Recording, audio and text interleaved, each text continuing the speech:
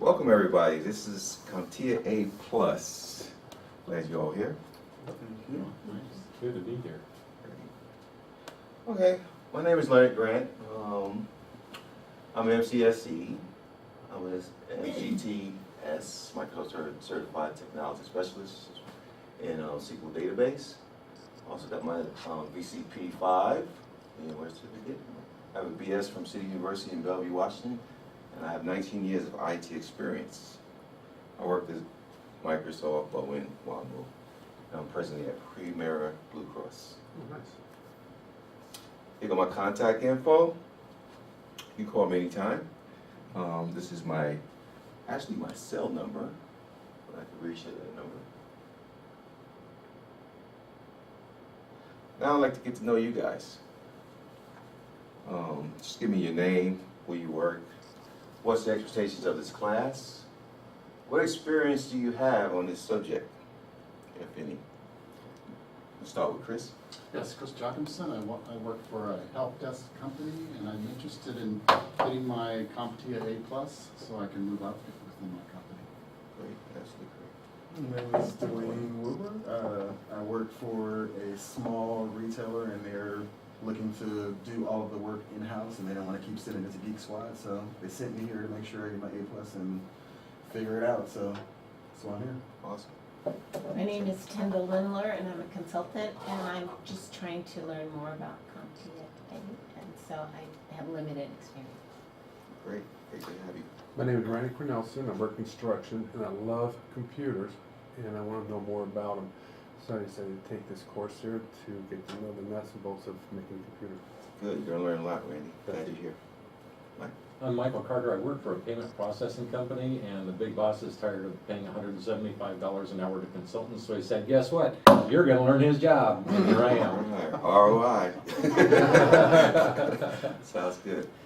I'm Shelley Olive. I work at the Naval Hospital in Camp Pendleton, and I'd like to switch to the support side of our software. So I have limited experience on this subject, so I'd like to get more. Great, but we're gonna learn a lot today. Glad to hear you. Thank you. Okay, class meets for the next 4 Mondays between 6 and 9 p.m. The bathrooms are on either side of the hall. Vending machines are also down the hall. Exits are at both ends of the hall. Okay.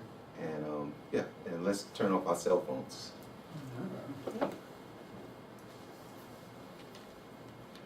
Okay, making sure you guys are comfortable.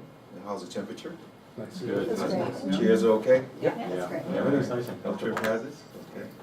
All right, so now, do you have handouts? No. Because I haven't handed out yet. Okay, so here we go.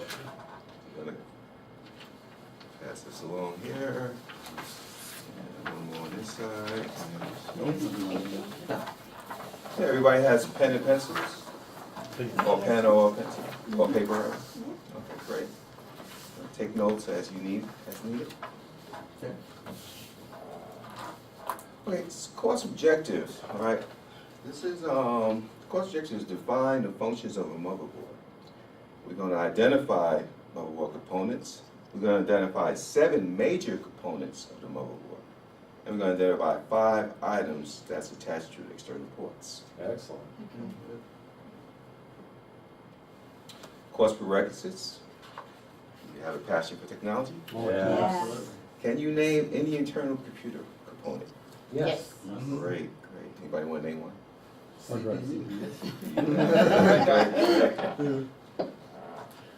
And this is some of the suggested readings.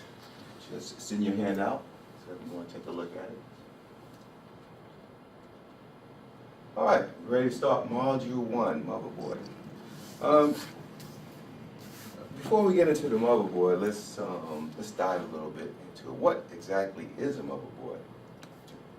Basically, a motherboard is a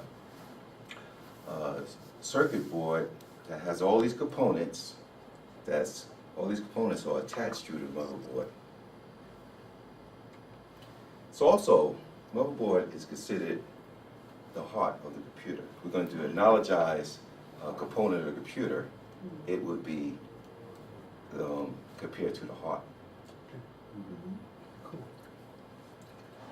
like I say, electronic circuit board that brings together all the components of what we call a computer is connected to your motherboard. Motherboard is inside every computer, whether it's a desktop, a laptop, or even your cell phone has a motherboard. All computers are connected or either, all computer components are either connected or attached through the motherboard by external ports. All data and electronics flow through the motherboard, the same as the blood in your systems that goes through, either the blood that runs through your system, through your body, it's the same as the motherboard. The data runs through each component and throughout the motherboard. So that's why the analogy is compared to those.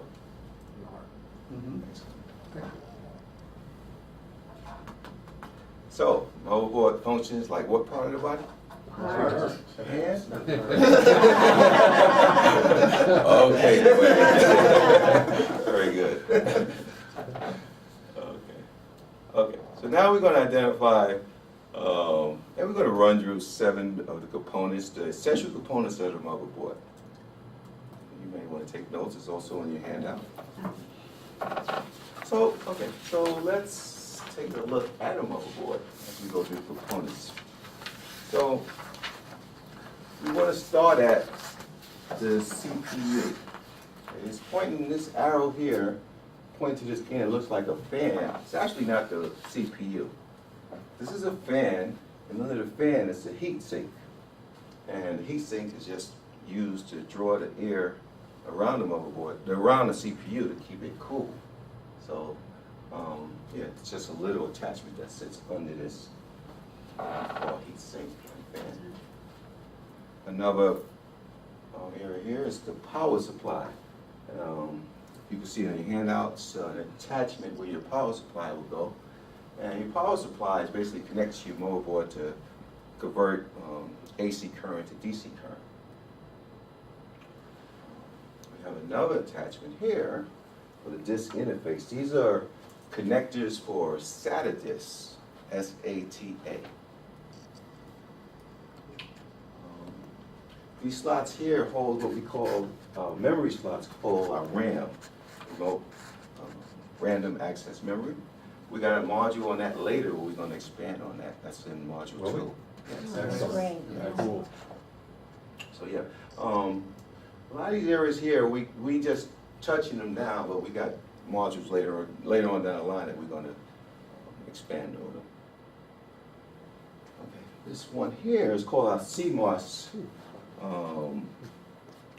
battery. Now, CMOS is basically responsible for keeping the system going even though it loses power. So a lot of times if you're troubleshooting a computer and you notice that the clock stops, you may want to look at your CMOS battery. The CMOS stands for somebody read this. Complementary semiconductor. Absolutely great. You guys are good. Better than me. I get tongue-tied. Okay. So it also has something called expansion slots. What do you think expansion slots are used for? Anybody? Maybe for like video cards. Randy and I are really into gaming, video Okay. cards. Absolutely right. You want to enhance your computer. We got something called expansion slots. When you want to enhance your video, we put, especially for gamers. That's Oh, yeah, one. that's We number use the one expansion thing. slot for gamers. Oh yeah, big heavy duty. Yeah. That card costs more than my computer, but I like it. Oh, yeah. Whatever things you might put in an expansion slot. Network Nick? cards. Network cards, very good, Dwayne. Sound? Sound cards. audio. Yeah. You guys are pretty, you gamers or something else here. Okay, so we also have external ports. Now, external ports are used for attaching external peripherals to our computer. What's one external port there? What's a peripheral that we might use to Zero. Like attach? a USB keyboard on your laptop? Absolutely right. So this Camera? camera, yeah, that's Printer, right. scanner. Oh, yeah. Scanners, that's it, yeah. So right here, so you can tell, we can tell by looking at this motherboard, well, I can tell that it's a little outdated because we have serial connectors for our, we got a couple of serial connectors. This is for the mouse, and the purple ones here is for That been with a Motherboard. PS2 mouse? the, yeah, on the PS2 mouse, Okay, yeah. okay. So yeah, it's I a know little, what that is. yeah, it's the old serial connectors. We also Yeah. here, we got some USB connectors. Yeah, I see it's a video connector. Down here it looks like a DVI connector. Mhm. We got an Ethernet, and we got some sound cards, mic connectors. So these are all what they call external ports. And those are all pretty common. Pretty common, yeah, these are some essential Motherboards. common parts. Okay. So that essentially makes up the motherboard. Sweet. Now, let's get into something else. The CPU. And we're gonna analogize another area of the computer. It would be the CPU. And the CPU is considered the Brain. brain of the computer, exactly, right? Yeah. It's the central processing unit, where all the computations that take place in the computer. Okay. Right, so it's part of the motherboard, so CPU is considered the brain.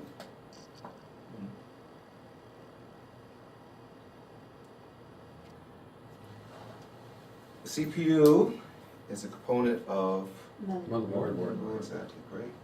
CPU is called the, Brain of the computer. and who could tell me what CPU stands for? Tim? The central processing unit? Gold star.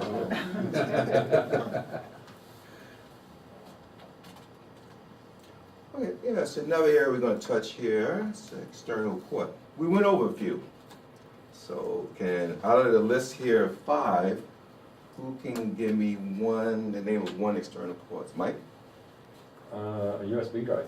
Excellent, that's right. Randy? DVI video connection. Absolutely right. And Chris? Network cable? That's it. Yep. Why wouldn't it be an AC outlet? That's See a what- power supply. That's where you go. Power supply, yeah. Yeah. Excellent. So, the motherboard is the, The heart. Hard. and the CPU is the, Brain. Brain. excellent. Nice. It's also in your handout. Okay, so I need a volunteer to come to the board. I think Shelley was gonna volunteer. And we're gonna name 7 of the motherboard components. You can look in your handouts and give her a hand. Okay. So what's the first one? CPU. CPU, excellent. Power. Power. Just interfaces. Yes. Excellent.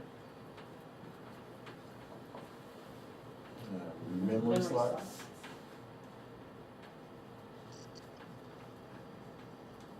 CMOS battery.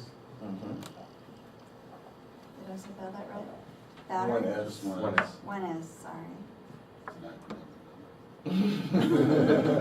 Expansion slots. Yeah. Does anyone remember the name of the CMOS acronym? Complementary metal oxide semiconductor. Right. It's a mouthful. And the Yeah, other one is yeah. expert, External ports. That's right.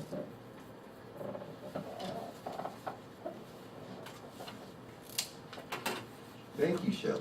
You're welcome. Thank you for helping me, guys. Well, congratulations. You have reviewed the prerequisites, defined the functions of a motherboard, learned the name of the motherboard components, identified 7 major components on the motherboard, and identified 5 items that attach to external ports. Can I ask a question? Absolutely. Okay, so I know most computers have these external ports like I've seen you're talking about. Are they predefined in all computers, like Dell, HP, they're all the same? Like if it's a color, is it all the same color? You know how? Is there a standard basically? Right, Yeah. in audios you have like the Red red and and yellow and green and Yeah, all that. OMEs, so- most of them are standardized between Dell, HP, you find they all have the same And have those USB connectors. symbols and stuff that are on the Yeah. externals to let you know what goes in them? Mhm. Yes. So most of them got like same standard Ethernet. Ethernet is standard, you know, what's the standard for Ethernet? RJ45? But is it a 45, right? blue? That's the blue, right? No, that one will have, I forgot the icon. It should be an icon that you will see on each component, like they give each one an icon. So basically it's kind of learning what the On icons. stand Is for. that like the power, you know, Wi-Fi is that symbol? Right. It's just basically that. You'll know the networking and all that, Yeah, yeah. and then Ethernet is a completely unique shape. Mhm. Nothing else can Exactly. plug into it. Yeah. Okay. That's the other thing you'll Nothing notice else. is Yeah, they it's, don't, it's shaped like a large telephone connector. That's Yeah. okay. So they don't have colors like they do on the audio. No, you can Yeah, put any okay. color wire, and no color, no, there's no Doesn't have color a, code. okay, no identifier. could I have a computer without one of those things? What?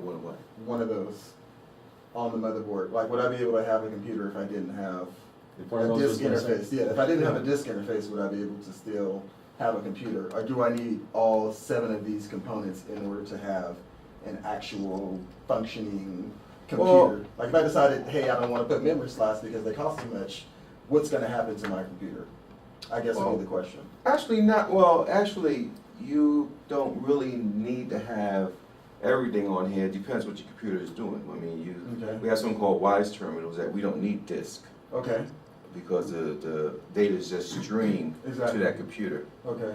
So would I be, why, I guess, why not buy the Wise terminal versus the big, you know what I mean? Like if I want space at home and I'm like, hey, I want to put this little bitty computer versus this big hunky box, why would I be able to do the same things, I guess is the Well, question. no, I mean, yeah, it depends on how much you got. Like you streaming, if you want your processing power at home, Mhm. you know, you gotta buy these components will all be essential.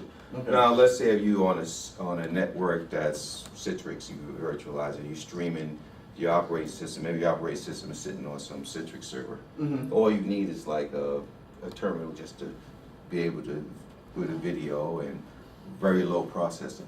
Okay, that just triggered something that I remembered from the company. Our accounting department Uh-huh. has 2 of these WISE terminals, and they can't save anything on their local computer. Oh. All they can do is connect to the server. Is that why they're doing that? That's So they- correct, right. So they Oh. can't put anything on their local computer. It's a name for those or take type of it out the computers. door. Anybody can tell me? Yeah, it's a dumb terminal. It's dumb terminal.